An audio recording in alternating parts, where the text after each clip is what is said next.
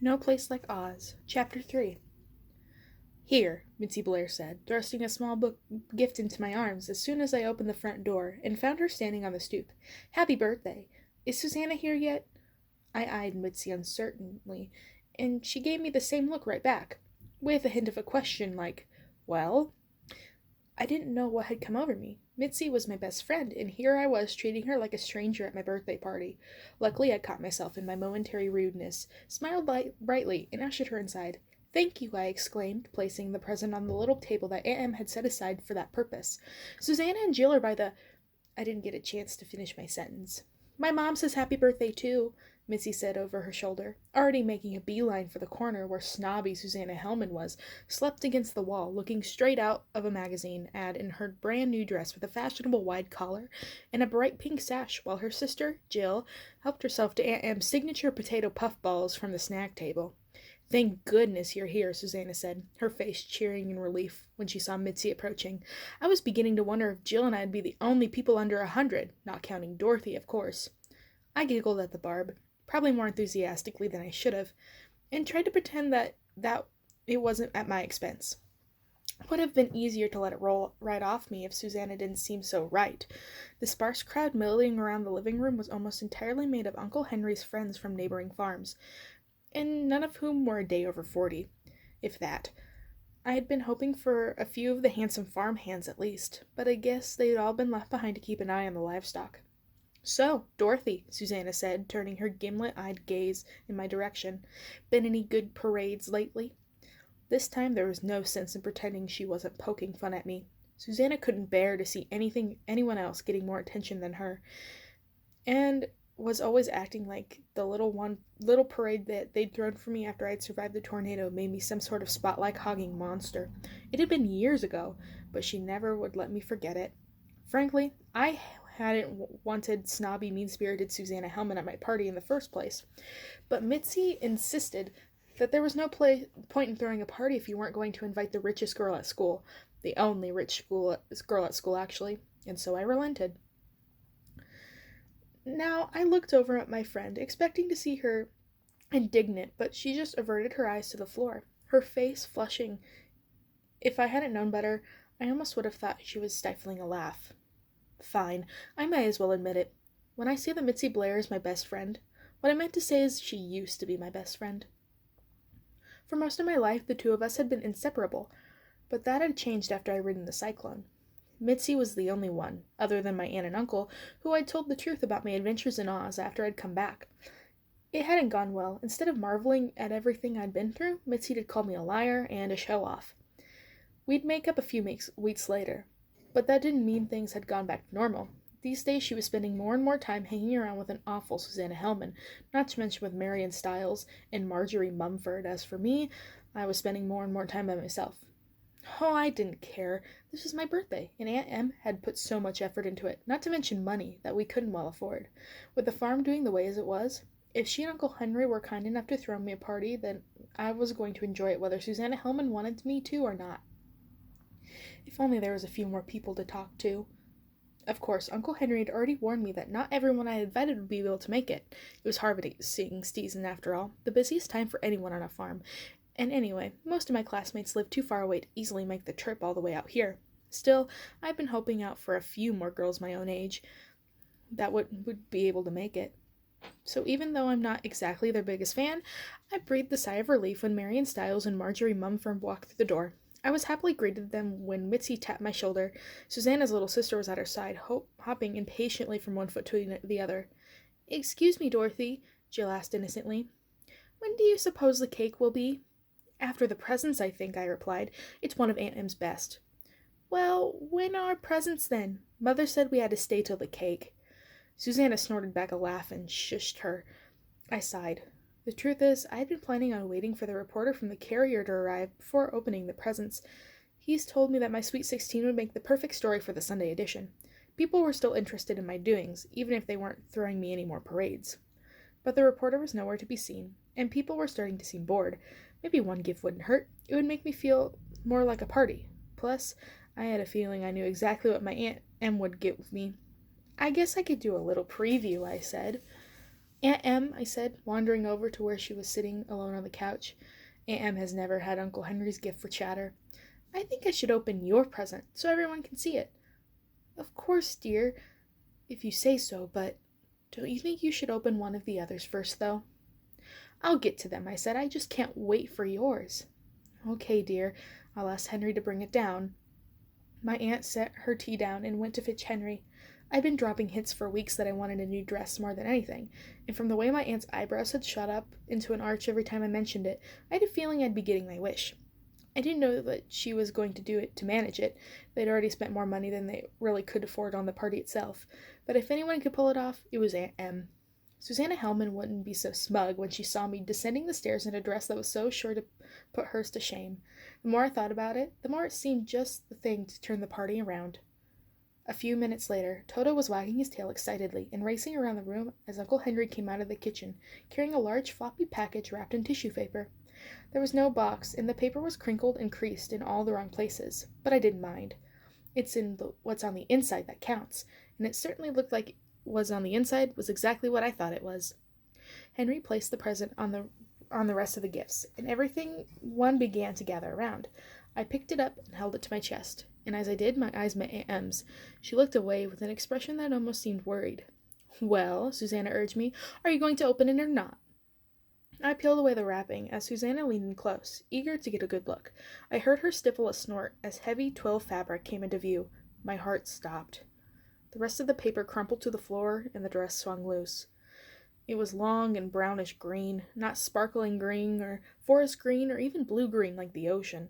It certainly wasn't emerald city green. No, it was green like... well, it was green like Aunt Em's old dress. That's because it was Aunt Em's old dress. She tailored it to my size, fixed it up, and made it look new by cinching the waist, giving it a fuller skirt and adding puffy ruffles at the shoulders. There was no getting around it. The dress was hideous. The whole room knew it. Even Mr. Schiffelt from the next farm over had a look of shock, horror in his face, and I'd never seen him wear anything fancier than a pair of clean overalls. My cheeks burned in embarrassment. The only sound in the room was coming from Susanna, who was fighting to conceal outright laughter. Toto snarled loudly at him, ever faithful, but that only made her suppressed giggles louder. The worst, though, was the look on Aunt Em's face, a crushed mixture of hopefulness and humiliation that broke my heart. She had tried. There was no question about that, just like she tried with the cake. But I could see that what she had done. The color of the dress was faded, and the edges of the fabric were worn.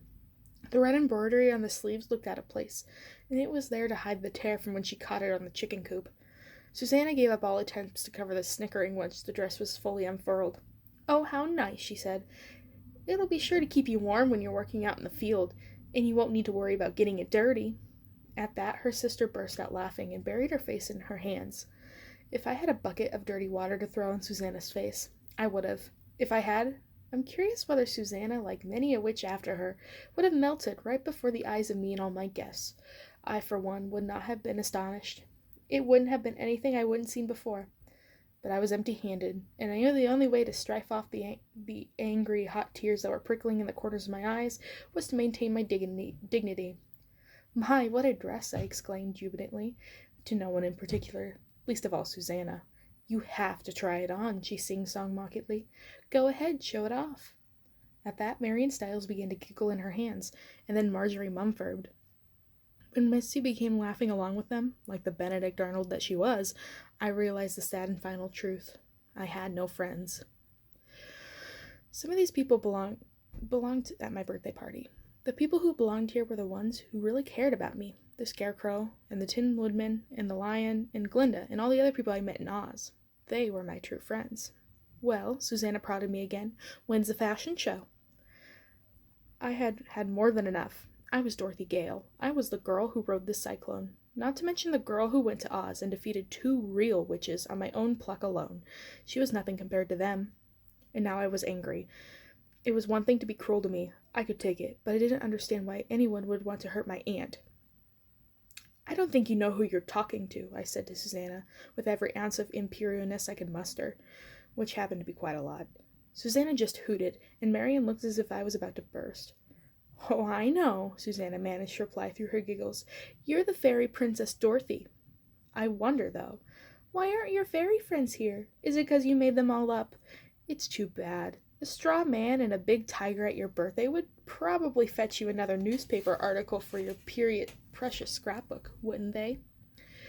I turned on Mitzi, whose face, redder than Glinda's ruby red castle, betrayed her guilt. She had told them. That was enough. Without another look at anyone, I whirled on my heels.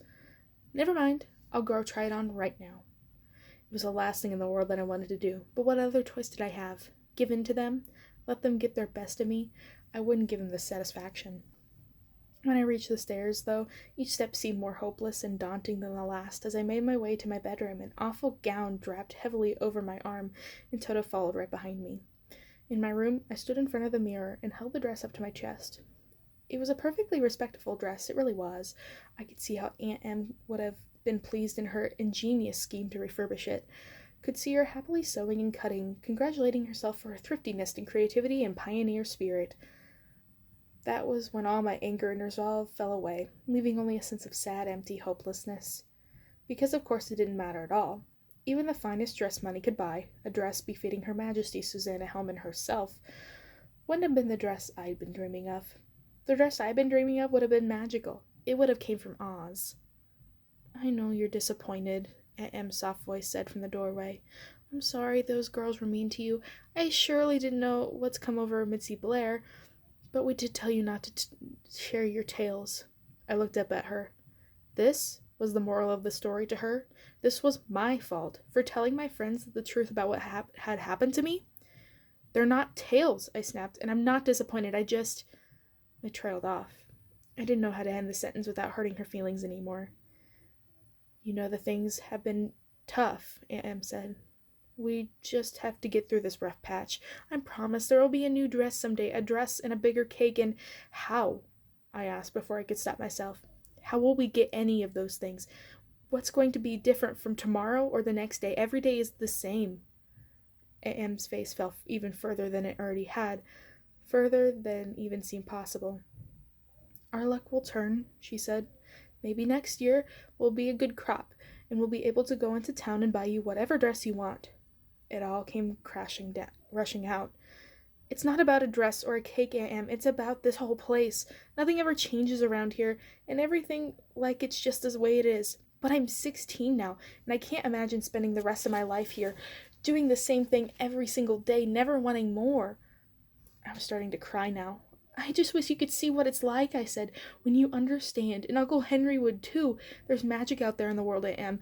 There's things so wonderful that you could spend your whole life trying to think them up and you'd never come close.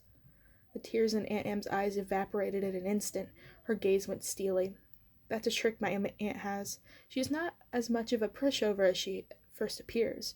I had to get it from somewhere, didn't I? Dorothy Gale, she said. You are indeed 16 now, and it's time to put all your tall tales aside. There's no such thing as magic. There was just no arguing with her like this. I'm not feeling well, I said, turning away from her. Could you give my apologies to my guests? I need to lie down. She just shook her head in frustration as she closed the door behind her. I didn't need to say anything, Toto, as I pulled him up into my arms and collapsed him to bed. He understood. His big wet eyes said as much. They said he missed it as much as I did.